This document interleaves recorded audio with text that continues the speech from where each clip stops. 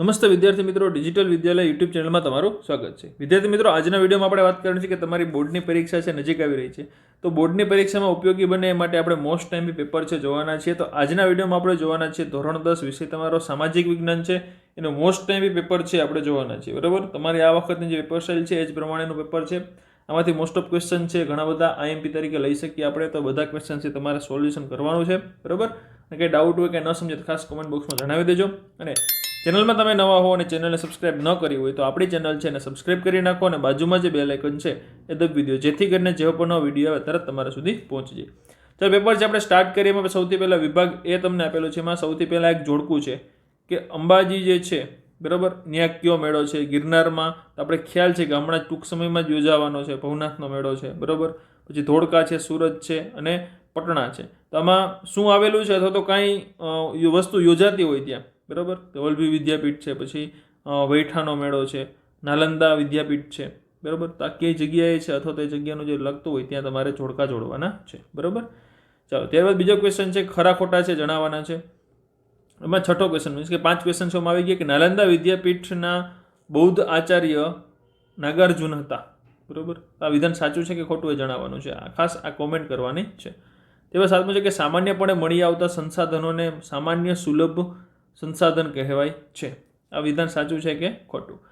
પૃથ્વી પર જળ સંસાધનનો મુખ્ય સ્ત્રોત વૃષ્ટિ છે. વૃષ્ટિ છે કે શું છે ખાસ તમને બધાને ખ્યાલ છે સારી રીતે. આન્સર છે કોમેન્ટ કરજો. શ્રમ એ ઉત્પાદનનું નિર્જીવ સાધન છે અને આતંકવાદ એ જે તે દેશની જ સમસ્યા છે. વિધાન સાચું છે કે ખોટું? બરાબર, ચાલો ત્યારબાદ છે કે યોગ્ય વિકલ્પ પસંદ કરીને ખાલી જગ્યા પૂરો. કે મહર્ષિ ચરકે ખાલી જગ્યા ગ્રંથ લખ્યો હતો. મહર્ષિ ચરકે કયો લખ્યો હતો? તો ચરક સંહિતા છે, સુશ્રુત સંહિતા છે અને વાઘભટ્ટ સંહિતા છે. તો આન્સર બધાને ખ્યાલ છે. બરાબર, એલિફન્ટાની ગુફા ખાલી જગ્યા રાજ્યમાં આવેલી છે. આપણે ખ્યાલ છે કે મહારાષ્ટ્રમાં આવેલી છે. ત્યારબાદ છે ખાલી જગ્યા રાજ્ય દેશમાં સૌથી વધુ સૌર ઉર્જા મેળવતું રાજ્ય છે. મહારાષ્ટ્ર, ગુજરાત અને કેરળ. આમાંથી સૌથી વધારે સૌર ઉર્જા ક્યાં મેળવે છે એ આન્સર આપવાનો છે. વિકાસશીલ દેશોની મુખ્ય આર્થિક પ્રવૃત્તિ ખાલી જગ્યા છે. ઉદ્યોગ છે, વેપાર છે કે ખેતી છે. નીચેના દેશોમાં સૌથી નિમ્ન માનવ વિકાસ આંક ધરાવતો દેશ ખાલી જગ્યા છે. નોર્વે, નાઇજર કે બ્રાઝિલ. આમાંથી સૌથી ઓછો માનવ વિકાસ આંક હોય એ દેશ કહેવાનો છે. ત્યારબાદ છે કે ભાઈ એમસીક્યુ છે, એનો આન્સર આપવાનો છે કે નીચેનામાંથી ક્યુ વિધાન સાચું નથી? કે ભારતે વસુધૈવ કુટુંબકમની ભાવનાને વિશ્વમાં સાકારી છે. મને કહેતા ગર્વ થાય છે કે જે ધર્મનો પ્રતિનિધિ છું તે ધર્મ જગતને સહિષ્ણુતા અને વિશ્વ બંધુતાના પાઠો શીખવ્યા છે. આ સ્વામી વિવેકાનંદે કીધું છે.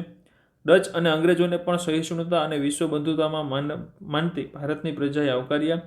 અને ત્યાર પછી કે પ્રાચીન ભારતના જ્યોતિર્ધરોએ ભારતની આર્થિક એકતા પર ભાર મૂક્યો હતો. આમાંથી કયું વિધાન સાચું નથી એ કહેવાનું છે.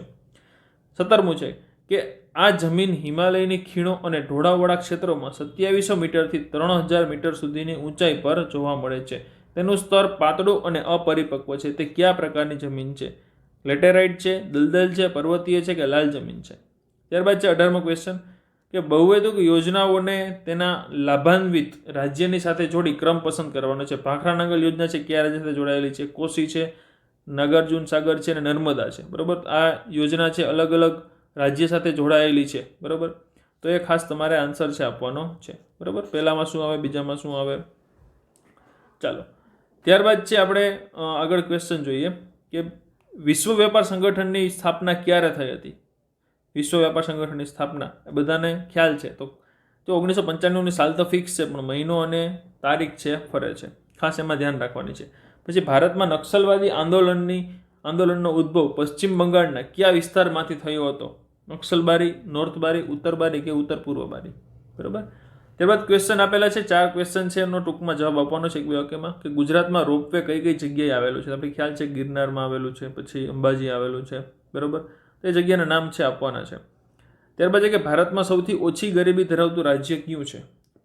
પછી વિશ્વ વૃદ્ધ દિનની ઉજવણી કઈ તારીખે થાય છે? અને 1972માં સ્વીડનના કયા શહેરમાં પ્રથમ વખત પૃથ્વી પરિષદનું આયોજન પર્યાવરણની સુરક્ષા માટે યોજાયું હતું? આ 4 ક્વેશ્ચનના આન્સર ટૂંકમાં આપવાના છે. ત્યારબાદ વિભાગ બી છે કે 13 ક્વેશ્ચનમાંથી કોઈ પણ 9 ક્વેશ્ચન તમારે લખવાના છે. 2 ગુણના ક્વેશ્ચન છે. ખાસ ક્વેશ્ચન છે, જોઈ જઈએ ફટાફટ આપણે. કે પ્રાકૃતિક વારસામાં કઈ કઈ બાબતોનો સમાવેશ થાય છે જણાવવાનું છે. પછી પડી પટોળે ભાત ફાટે નહીં ફીટે નહીં, ફાટે પણ ફીટે નહીં. આ કહેવતને કોની સાથે સરખાવેલ છે તેનું નામ જણાવી અને વર્ણન કરવાનું છે. ત્યારબાદ છે 27મું કે નીચે આપેલ શબ્દનો પરિચય આપવાનો છે. કુમિન છે અને ગરબા છે, આ શબ્દનો પરિચય આપવાનો છે. ગરબા તો બધાના ફેવરિટ છે એટલે એને આવડતો જશે બધાને, બરોબર. ત્યારબાદ છે કે પ્રાચીન ભારતના વાસ્તુશાસ્ત્રમાં કયા વિદ્વાનોનું અનોખું પ્રદાન રહ્યું છે. ત્યારબાદ છે ગુજરાતમાં આવેલા મુખ્ય સંગ્રહાલયના નામ જણાવવાના છે. પછી બહુહેતુક યોજનાનું મહત્વ, તાંબાનો ઉપયોગ, પછી ભારતમાં લોખંડ મુખ્ય પ્રાપ્તિ સ્થાનો છે જણાવવાના છે, લોખંડના મુખ્ય પ્રાપ્તિ સ્થાનો. પછી મને ઓળખવાનું છે કે મને ભારતની સિલિકોન વેલી કહે છે અને મને સનરાઈઝ ઇન્ડસ્ટ્રી પણ કહે છે, બરાબર. આ બે વસ્તુ શું છે આન્સર આપવાનો છે. આના બેનો આન્સર તમારે કોમેન્ટમાં ખાસ જણાવવાનો છે. ત્યારબાદ છે કે મુંબઈ અને અમદાવાદમાં સુતરાઉ કાપડ ઉદ્યોગ કેન્દ્રિત થયો છે, સમજાવો, બરાબર. કારણ છે કહેવાનું છે શું કામ છે. પછી આંતરિક વ્યાપારનો અર્થ ઉદાહરણ સહિત સમજાવો. પછી સંકલ્પના આપેલી છે કે માથાદીઠ આવક અને બિન આર્થિક પ્રવૃત્તિ, આ બે વસ્તુની સંકલ્પના કહેવાની છે, વ્યાખ્યા ખાલી એની. ત્યારબાદ છે કે પર્યાવરણની સુરક્ષા માટે લેવાયેલા પગલાં જણાવો. પર્યાવરણની સુરક્ષા માટે શું શું પગલાં આપણે લઈ શકીએ એની ચર્ચા કરવાની છે. ત્યારબાદ વિભાગ સી છે, એમાંથી કોઈ પણ 9 પ્રશ્ન આપેલા છે, એમાંથી કોઈ પણ 6 આપણે લખવાના છે, બરાબર. 18 માર્કનો છે. એમાં પહેલો ક્વેશ્ચન તમને આપેલો છે કે ભારતના નકશાના આધારે ગુજરાત, મહારાષ્ટ્ર અને ઉત્તર પ્રદેશમાં આવેલ સાંસ્કૃતિક વારસાના સ્થળો છે એની યાદી બનાવવાની છે, બરાબર. બધા સ્થળો તમને આમ આપેલા જ છે. ગુજરાતમાં શું છે, બરાબર. પછી બીજું છે મહારાષ્ટ્ર છે અને ઉત્તર પ્રદેશ છે. એમાં જે સાંસ્કૃતિક વારસાના મીન્સ કે જે સાંસ્કૃતિક વારસા છે એના સ્થળો છે એની યાદી બનાવવાની છે. પછી 39મું છે કે નીચે આપેલા ચોરસ બોક્સમાં ભારતની પ્રસિદ્ધ વિદ્યાપીઠો છે, નાલંદા છે, તક્ષશિલા અને વારાણસી અને વલ્લભી વિદ્યાપીઠ સાથે જોડાયેલા કેટલીક મહાન વ્યક્તિઓના નામ આપેલા છે, જે અહીં આ નામ આડાઅવળા મૂકેલા છે, જેને વિદ્યાપીઠ મુજબ સાચા ગોઠવવાના છે, બરાબર. વિદ્યાપીઠ મુજબ તમારા સાચા નામ છે આ ગોઠવવાના છે. આ નામ વ્યવસ્થિત ગોઠવી નાખો એટલે તમારું અહીંયા 3 માર્ક તમને મળી જાય. પછી ત્યારબાદ છે કે તાજમહેલ વિશે ટૂંકમાં લખો. ટૂંકમાં લખવાની તાજમહેલ વિશે, બરાબર. કોને બનાવ્યો હતો, શું કામ બનાવ્યો હતો, એનું મહત્વ શું છે, બરાબર. પછી જમીન ધોવાણ એટલે શું, જમીન ધોવાણ અટકાવવાના ઉપાય બધાને આવડે છે. જમીન ધોવાણ શું કામ થાય, શું એટલે શું અને એના ઉપાય શું છે એ બધાને ખ્યાલ જ છે. પછી વન્યજીવોના વિનાશના કારણો છે જણાવો. પછી ગરીબી રેખા નીચે જીવતા લોકોમાં કયા કયા લક્ષણો જોવા મળે છે એ કહેવાનું છે. પછી જે ગ્રાહકોનું કયા કયા પ્રકારે શોષણ થાય છે, બરાબર, એ કહેવાનું છે. ત્યારબાદ છે કે બળવાખોરી અને આતંકવાદ વચ્ચેનો તફાવત, બળવાખોરી અને આતંકવાદ, બરાબર. અને ભારતમાં સ્ત્રી પુરુષોની અસમાનતાના કારણો છે એ પણ જણાવવાના છે. ત્યારબાદ જે છેલ્લો વિભાગ ડી છે એ જણાવવાનો છે. એમાં આપણે કેવા પ્રકારના ક્વેશ્ચન પૂછાય છે જોઈએ ખાસ. આ ક્વેશ્ચન છે બધા મોસ્ટ ટાઈમ છે, 4 માર્કનો ક્વેશ્ચન છે અને કોઈ પણ 5 ક્વેશ્ચન છે આપણે લખવાના છે, બરાબર. અને એક ક્વેશ્ચન આમાં મીન્સ કે ટોટલ 5 ક્વેશ્ચન હોય, 4 ક્વેશ્ચન હોય એમાં તમને ઓપ્શન મળે અને એક ક્વેશ્ચન છે નકશાનો, એ ફરજિયાત હોય, બરાબર. એટલે એમાં તમને ઓપ્શન મળતો નથી, એટલે 5 ક્વેશ્ચન ટોટલ લખવાના હોય. હવે પ્રકરણ 3ના આધારે કોષ્ટક આપેલ છે.